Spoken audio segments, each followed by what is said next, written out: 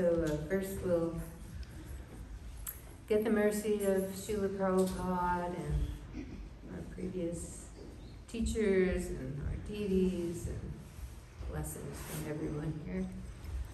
Namo Vishnu Padaya Krishna Prasthaya Bhutale Srimate Bhaktivedanta Swamin Iti Namine Namaste Saraswati Deve Gauravani Pracharine Nirvishesha Shunyavadi Paschatya Veshatarine Jai Shri Krishna Chaitanya Prabhu Nityananda Shri Advaita Gadadhar Shri Vasari Gaura Bhaktivinda Hare Krishna Krishna Krishna Hare Hare Hare Rama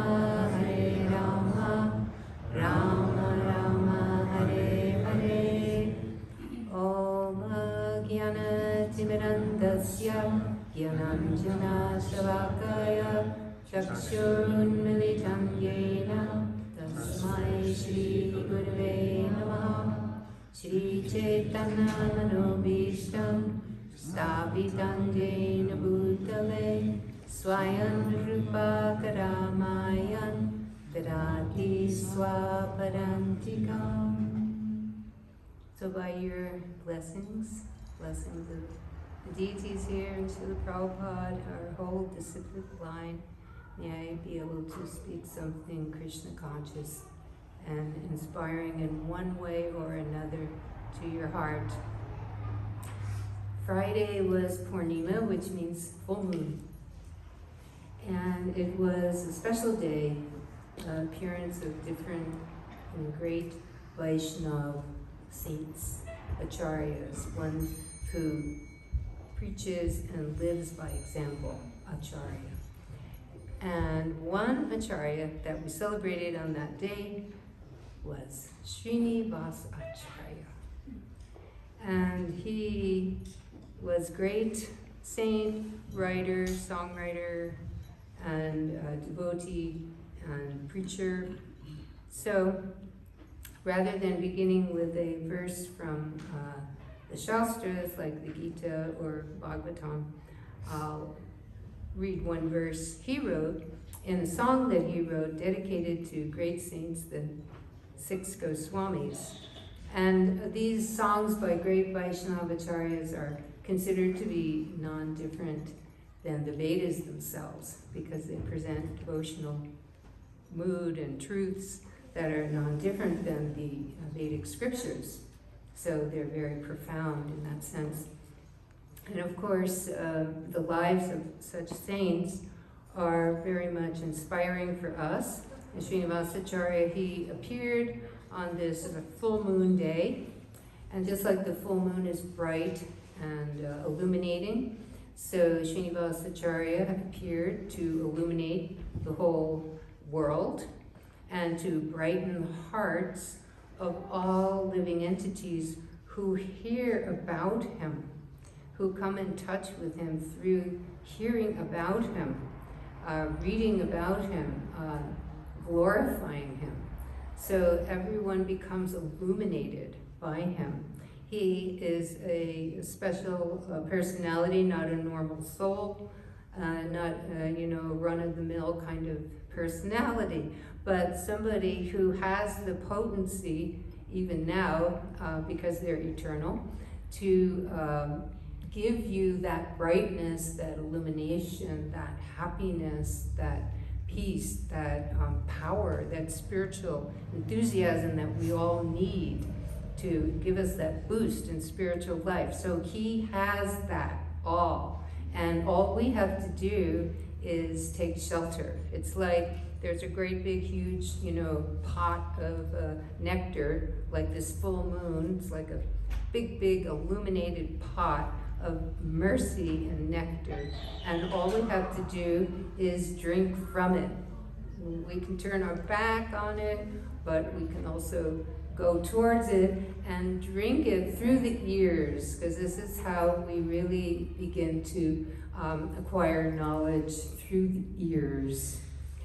The hearing process is this highest process to hear from Shabda Brahman, or absolute truth, is the highest way of learning and obtaining knowledge. So Srinivas Acharya appeared for that, and so he has this potency, he has this nectar pot for you, and all we have to do is take from it, and he'll help us. We all need the help of such great acharyas.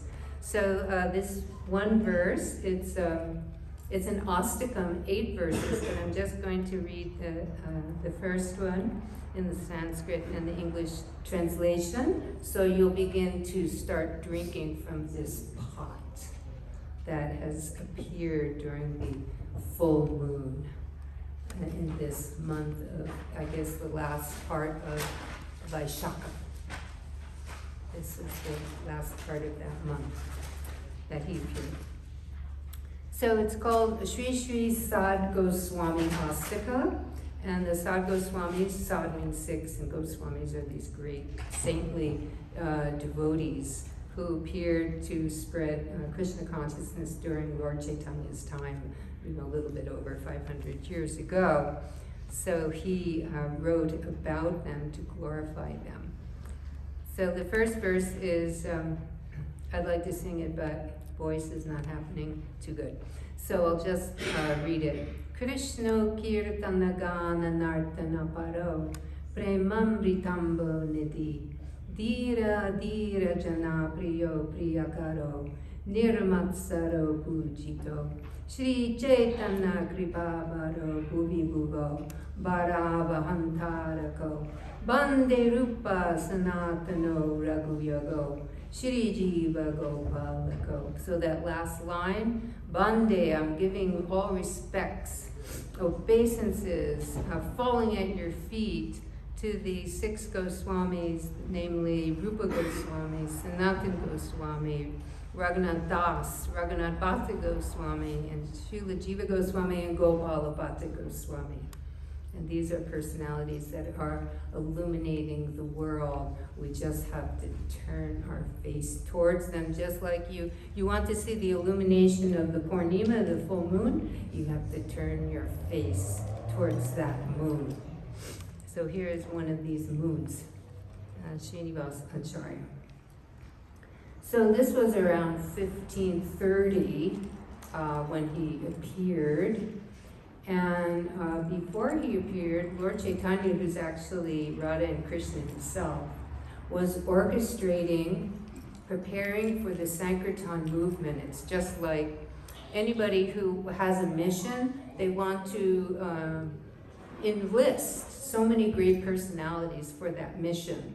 So here's Srinivas Acharya, who hasn't even appeared yet in the womb.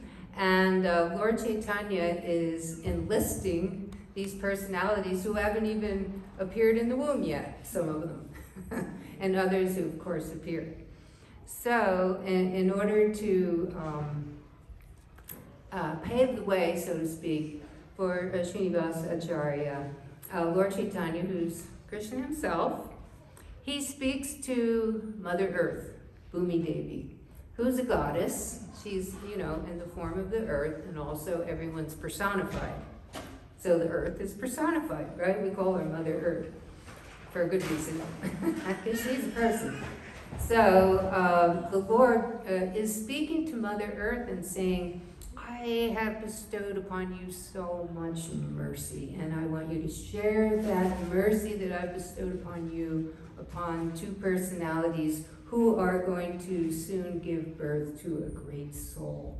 So I want you to do this, to go to Chaitanya Das and Lakshmi Priya, 2 great souls, great devotees, who will be giving birth to my Srinivas. I have given him the name Srinivas. He's the refuge of all opulence, and the refuge of Srimati Radharani and the Lord. So So he tells Mother Earth to do that and bestow this mercy upon these two devotees. And they were a little bit elderly, and they hadn't really been considering, family life. They were just saints, and they were just living and living to spread the glories of the Lord. But then within their hearts, they had some feeling that maybe we should have a child. And of course, this was inspired by the Lord himself, that they would feel like this. So they were thinking, maybe we should go to Jagannath Puri and speak to the Lord himself and tell him of our intentions to have a child and get his blessings. So even before they started their journey to Puri to visit the Lord and ask for blessings, the Lord had already been orchestrating Srinivas's appearance. And the Lord told his servant Govinda, please deliver this message to Lakshmi Priya and Chaitanya Das and tell them that they should have a child. And I will name that child Srinivas. And so Govinda, the servant, he delivered to the saintly couple this message. And so they were completely ecstatic to think of how they can serve the Lord in this way. So they made the arrangement to travel to Puri and get the blessings from Lord Chaitanya. So, of course, he did give those blessings. And it was said that while Srinivas was in the womb, he had so much devotional potency that even at that time in the womb, he had so much devotion and love and ecstasy, he could deliver the whole world with love of God. Of course, we have to be ready to take it, right? But anyway, it was said like that's how powerful he was. He was just within the womb of his mother, and he had that much devotional potency to completely flood the world with love of God. So when Srinivas did appear, of course, his parents were so much appreciative of these blessings, and they wanted to raise this boy in a special way, as all parents that care want to do. So when he was about school age, 5, like that, his parents were considering, to have him enlisted in school. But at that time, Srinivas had a dream, and Saraswati, the goddess of learning, appeared to him in this dream and said, Srinivas, you do not need to go to school. I will personally teach you everything you need to know. But you must always be chanting the holy names. So in other words, this child is extraordinary, and we don't advise this to our children. But the goddess of learning herself gave this instruction to Srinivas. And he was serious about this, taking up her instruction. And he understood. Okay, she said, always chant. And so if I always chant, then everything will come. And sometimes you hear that said, right? Just chant, everything will come. Just chant, it'll come. Don't worry about it, right? Try, keep trying. Don't give it up. Little bit, do a little bit, it'll come. So Saraswati explained to him like that there's so much potency in the holy names. You're going to know anything you need to know to preach. Everything that's necessary for spreading love of God. Anything. It will come. I guarantee it. So what an amazing thing. So he took that so seriously that he explained to his parents, I'm not going to school. And they were so crestfallen. It's like, finally, they had their son, and he's saying he's not going to school. I mean, this is just devastating. Especially, anytime, but especially in those days. it would be considered like just too much to bear for parents, but he insisted, totally insisted. But his father did have a mind to enlist him with a devotee, a great devotee for spiritual topics. Oh, that was okay. Srinivas could easily accept that because this is association with a great soul, and it's all glorifying spiritual topics, so he was fine with that, which is the real schooling for such a saintly boy. But the parents were, of course, very, very much concerned. But amazingly, he manifested all knowledge. It was like such a relief to them. Not only a relief, but it was like stunning. How can you comprehend this? But anyway, it was happening. So they're just so happy for him and seeing how, he was so blessed. And as he was growing up, he would visit all the different associates who were nearby, who were Lord Chaitanya's associates. He would try to get their blessings, their teachings. He was fine with that, to get teachings from the associates of the Lord. And so he was very, very much absorbed in what we call Gauranga, or Lord Chaitanya's love, his prema. And he was considered to be, Srinivas was considered to be the embodiment of Gaur Shakti, the energy, the transcendental spiritual energy of Lord Chaitanya, or Krishna. He was the embodiment, he was the personality that represented this beautiful, ecstatic love of God.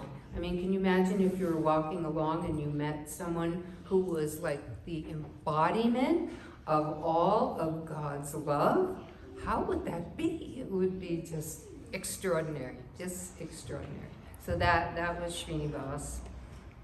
And he was told that he had Lord Chaitanya come in a dream. He had not personally met Lord Chaitanya yet, but the Lord came in a dream and said, Srinivas, you should go to Vrindavan, and I want you to take initiation from Gopal Bhatta Goswami, one of these Goswamis that he wrote about in his song. And also Rupa and Sanatan are there. These great souls are there in Vrindavan. Please go to Vrindavan and get their mercy. So much I want you to have their mercies. So first, Srinivas was thinking, okay, well, I will be able to first go to Puri and get the blessings of Lord Chaitanya Mahaprabhu. Personally, I want to have those blessings. I want to have his personal darshan. So he went to Puri to obtain these blessings. And guess what? The Lord had left the planet. The Lord had left his manifest pastimes on the planet Earth.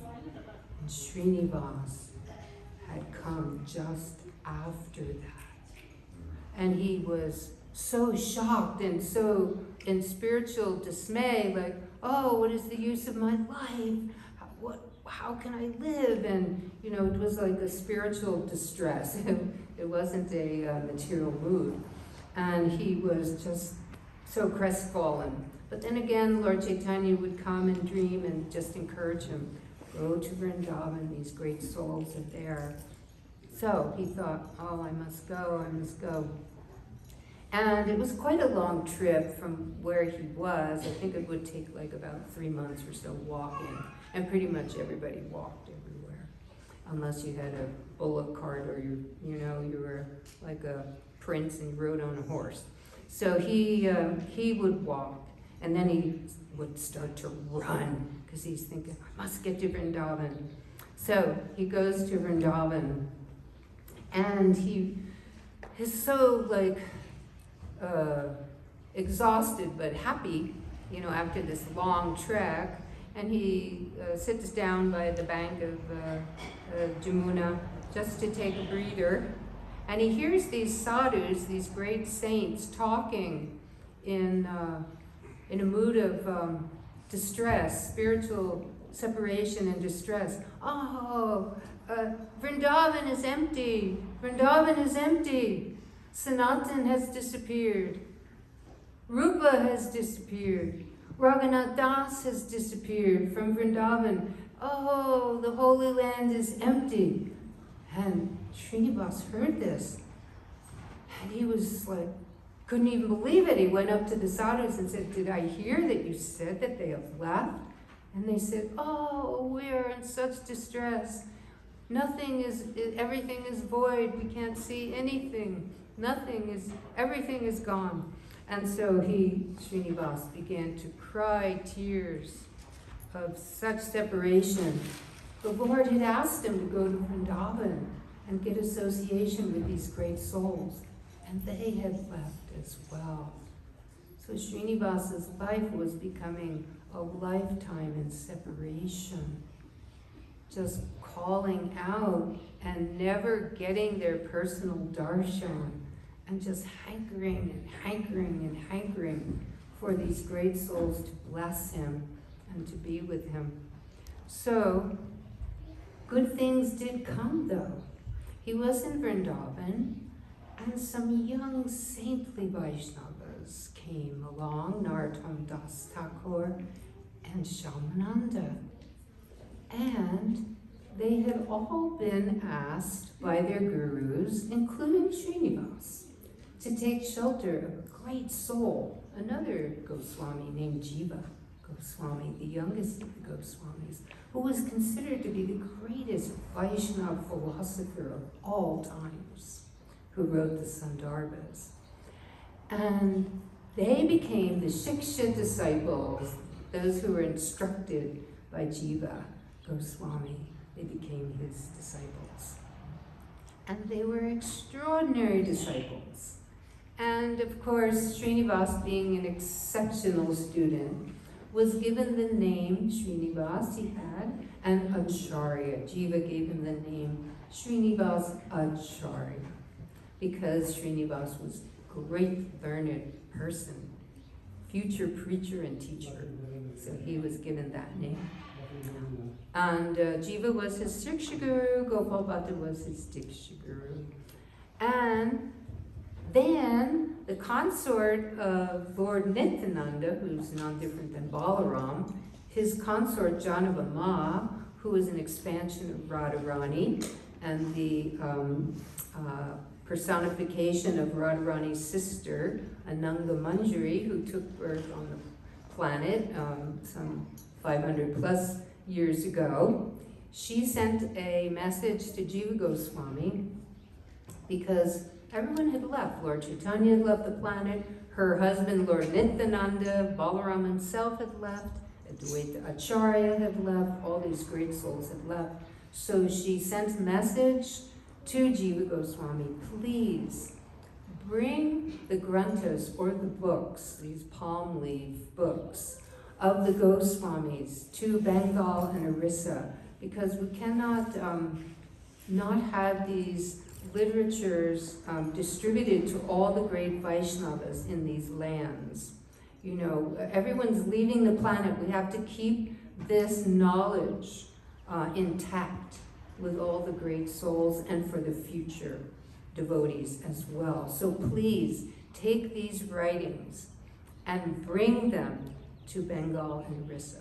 So Jiva Goswami, he assigned his three illustrious students, Srinivas Acharya, Narottam Das Thakur, and Shyamananda, to take a bullock cart and go to these lands of Orissa and Bengal and distribute this knowledge.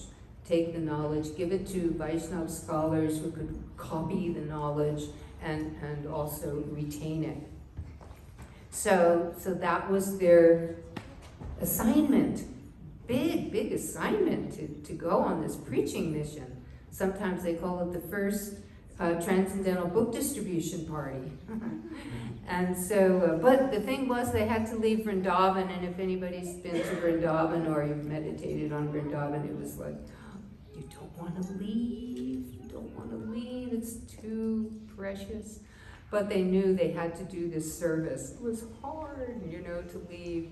They were just in tears of separation, but they were enthusiastic to take on this service for their guru and for the whole world, the whole Vaishnava world and the world at large. It was a big mission, so they were able to just sacrifice themselves and what they wanted to do. Who doesn't want to just stay in Vrindavan?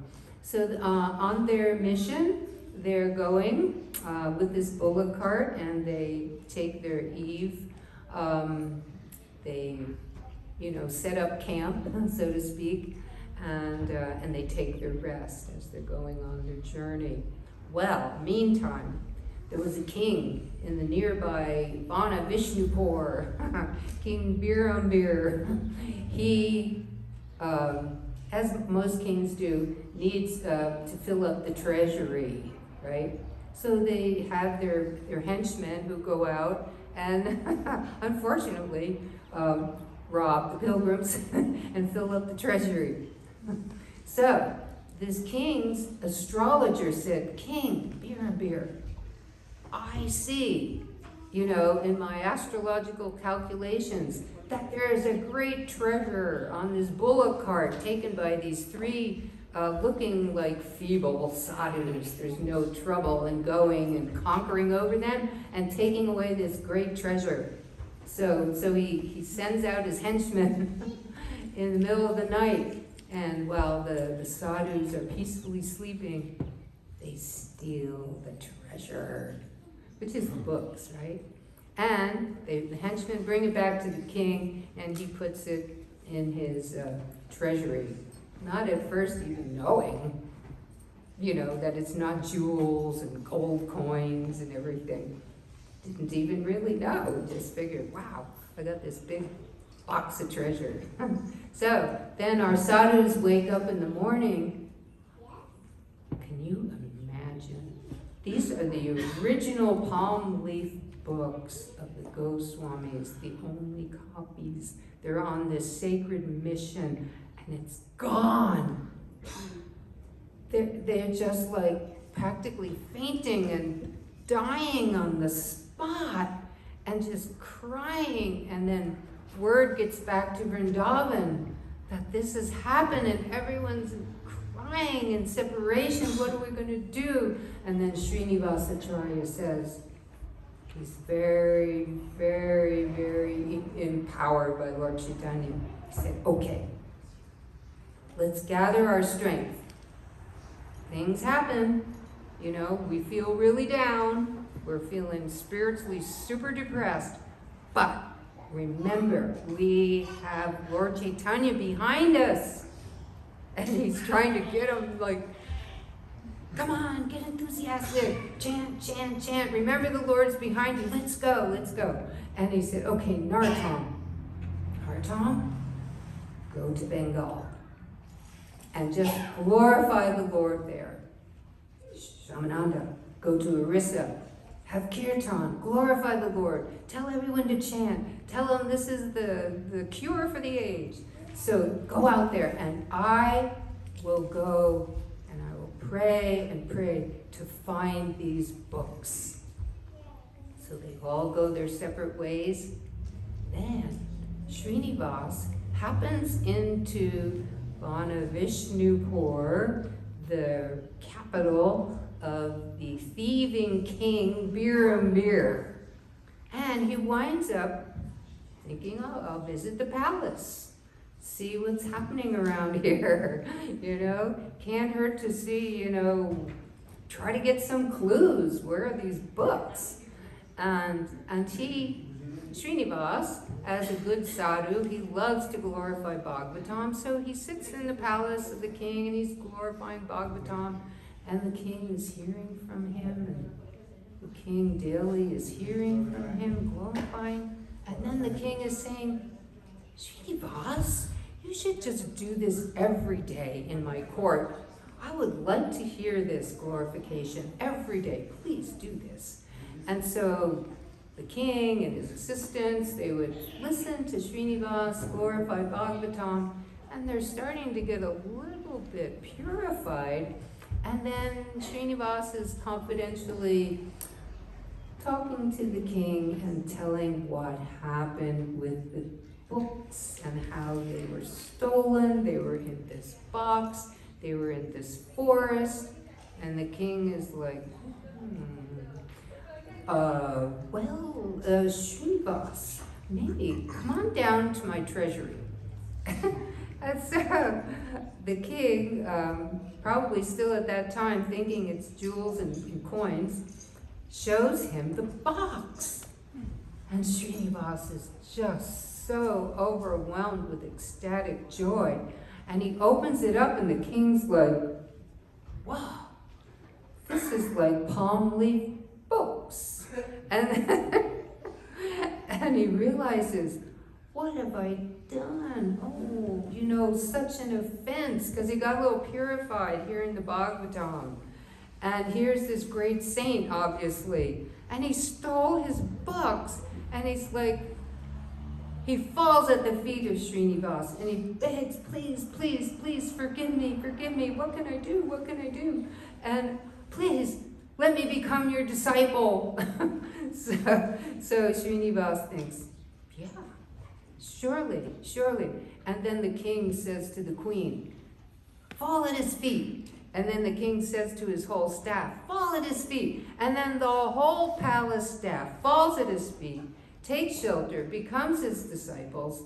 Then his whole family, the whole king's entourage, and then the whole town of Vishnupur becomes disciples of Srinivas Acharya. And then the king makes it mandatory that everyone chant their japa every day. In the kingdom, you have to follow the principles, chant your japa, and if you don't chant, well, you're going to have some things to do here. Like, maybe you'll have to chant 32 rounds.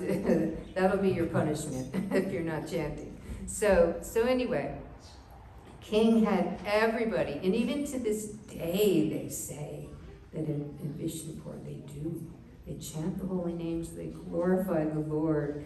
They remember Lord Chaitanya, and on special days, on behalf of the king, they make all their offerings to Lord Chaitanya.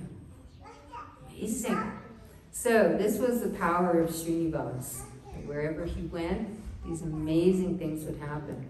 And then, because Lord Chaitanya and all his associates had left the planet, and by the way, after Vrindavan, all the saints in Vrindavan heard that the books had been found, there was a big, huge celebration in Vrindavan. Big celebration. And then also, Srinivas and Narottam and Shamananda, they decided, since Lord Chaitanya and his associates have left the planet, what we should do is we should gather for a festival to glorify Lord Chaitanya's appearance and his associates. So they had the first Gaur Purnima festival. Maybe some of you have come to the temple to have the festival of Lord Chaitanya's appearance. So they had the first festival. They established it in Keturi Kram. And it was a big, huge success. In fact, it was such a big success that Lord Chaitanya, Lord Nityananda, Advaitacharya, and the whole Panchatattva and their associates who'd already left the planet manifested themselves again in this festival for all to see and to dance with them. An amazing spiritual experience. So for some time, they all had kirtan together, and then the Lord and his associates, they left transcendentally the festival. So this was Srinivas's contribution to the world. He was fiercely dedicated to Lord Chaitanya. He said that Lord Chaitanya is the master of all universes, that the essence of all instructions are coming from Rupa Goswami, and that the essence of everything is for all of us to chant, to do kirtan and japa, and to glorify the Lord in this way. And he explained to his teacher that this is what his realizations were. And his teacher said, yes, you have actually understood fully what is the spiritual life. So in this way, we're following in their footsteps. They are the bright, brilliant full moons. They are given the illumination. They have the power to illuminate our hearts. They have the power to help us chant. They have the power to keep us going. We just have to fall at their feet and ask for their blessings. They have everything that is required for us to be who we are as eternal beings in our eternal existence. It is all there at their feet.